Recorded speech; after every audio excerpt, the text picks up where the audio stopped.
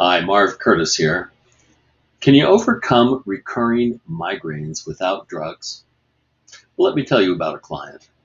This woman had had her first migraine when she was in her early teens. It was in the presence of bright sunlight, a lot of noise, and some stress in her life. You know, the normal kind of stress that you have when you're a young teenage girl. Over time, those migraines began to increase in frequency. They always seemed to also come in the presence of bright lights, and also when she was experiencing a fair amount of stress in her life. Well, as she got older and the pressures of life increased, and then marriage came along, and then children came along, the migraines seemed to increase both in frequency and in intensity, and they were really limiting her life. And although she found some pain relief in the various medical treatments that she was able to receive, her life was still severely restricted, and it was very limited by her pain.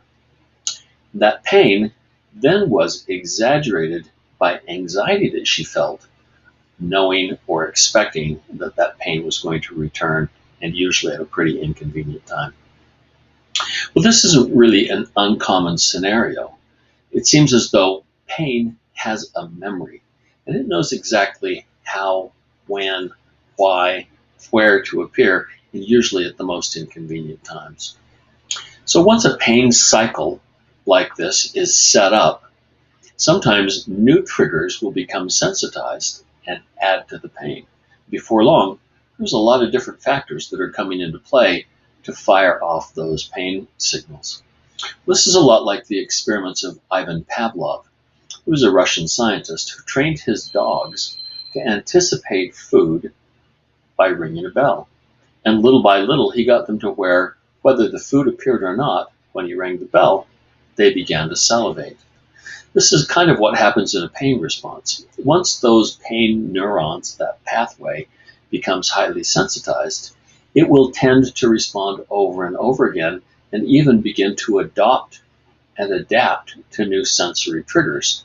So before long, it's kind of taking on a life of its own.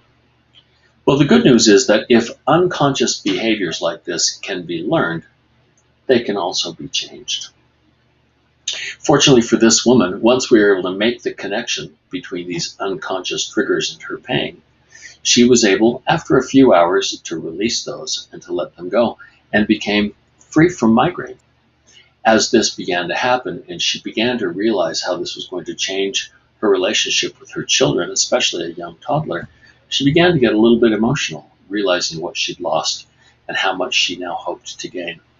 And what she actually said to me was, "I wish I'd done this 10 years ago." Well, if you're in a situation where maybe you've got some migraines going on or other kinds of chronic pain, and you'd like to explore a non-drug alternative, it's not very painful, give me a call. Click on the button below. Let's have a little chat and see if this might fit for your situation as well.